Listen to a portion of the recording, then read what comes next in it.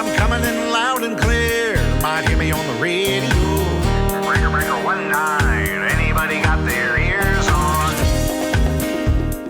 Hey guys, it's Eric, owner of Farpoint Farms here in the mountains of North Carolina. Tonight, a short video, but a cool one. This is a Maxton MCB-30. This is a very unremarkable radio, but it's still a 40-channel AM CB radio, and it still works after all these years. I picked this up, an identical twin to it, for $5 at the last Hamfest, and I talked about it briefly in that video, as well as the one I made on the Uniden that I picked up, also for $5. That I get radios like this because I like to pass them on to new radio enthusiasts, or people who maybe might become interested in radio and just don't know it yet. They're not willing to spend the money on a radio, but they're kind of interested enough that they want a radio. Does that make sense?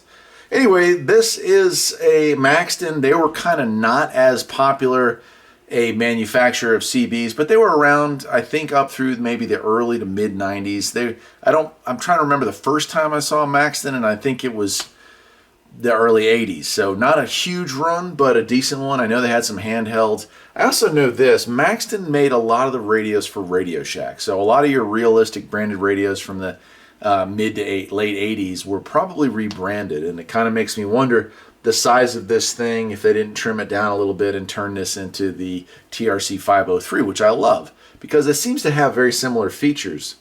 It is a 5-pin DIN that's compatible as far as the mic goes, and here's a close-up of the mic with Radio Shack radios, so there you go right there, that's something.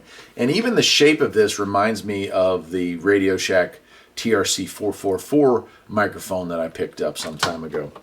So there it is. Now this one here has the mic holder somebody's attached to the side. That's kind of cool. It is missing the top bracket, but here's a close-up of the front. You can see somebody's actually been in this radio and made sure that it was tuned up properly. It says it puts out a good clean 5 watts. And it's interesting because it has no A&L, no noise blanker. It is just pure radio. It has a volume / on-off control. It has a squelch. And on this one, and a lot of those 80s models come with this, a digital up-down button, a push button instead of a knob. I've always been a fan of knobs, but it doesn't bother me to have it either way. I guess if they're going to put the push button, it would have been nice to have the channel up-down here, but that was not the case. On the back, no PA out, just the antenna out and a speaker out, and a power cable that is hardwired. Now this does work. I don't know, there's not really anything going on right now. I made a video about 2 hours ago on the other, the Uniden, and there was a little bit of skip rolling, but things have kind of calmed down here since then. So, but I'll go ahead and turn it on, and amazingly, you know, I have an almost 35-year-old radio. It still works. If I can get the power cord plugged in there we go.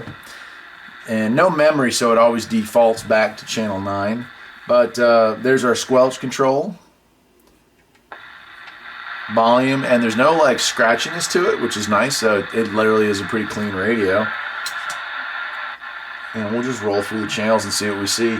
LEDs are all working on this one and the other one I picked up. A little small, but for younger eyes, I guess it's not a big deal. There's somebody talking. 17 is active again. Brake channel. Ooh, better turn off my radio here. Brake channel for a radio check, brake channel for a radio check. And you can see it has a little transmit light that comes on, probably one of the few features. This one doesn't even have a bar graph of any kind for signal strength.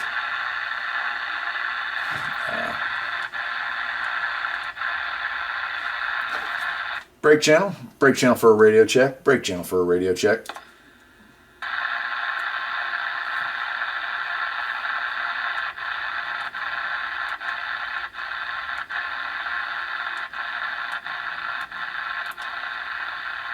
Nobody. And that's okay. The beauty of a radio like this, some of you may have had one of these, probably. So I'm going to go back in time here and say that there's probably two types of people that are going to end up watching this video as we move into the future. People who owned one once and are looking for it for nostalgia reasons. And in that case, you can pick these up very inexpensively, and they make a nice addition to your little radio collection. In my case, I picked it up because I want to pass this along to a new tech, somebody who wants to play with radios but doesn't want to spend the money on it. And that's exactly where this one and the sister that I bought for it are going. For $5, it's more than fair to do that. Would I keep a radio like this? And the answer is if I needed it, right?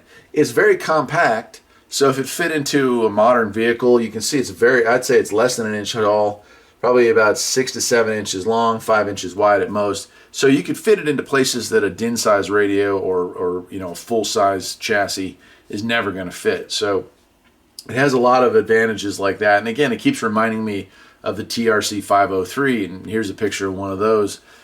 Great little radio that was like basically the size of a pack of smokes, and you could fit that thing anywhere. In fact, that's on the 2 cars that I had a 503 installed in. It was cubby holes for where smokes would usually go, or CD or something like that. So that's it. It's a very short video, but it's one I wanted to share with you because you just don't come across these very often. And when you do, they tend to get forgotten. Like, people just don't go out of their way to purchase something like this. But it's still a cool radio, and I wanted to show it off. I am Eric, and I appreciate you guys watching these videos. Been doing this now for 5 years. I mean, I started, I guess, 7 years ago, but I gave up for 2 years because, that's how most YouTubers do it. They start, they stop, and then they start again when they notice that people actually want to watch their stuff.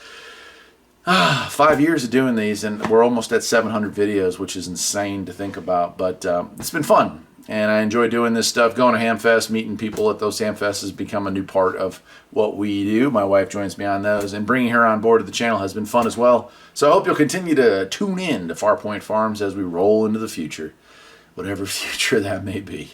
Take care, my friends.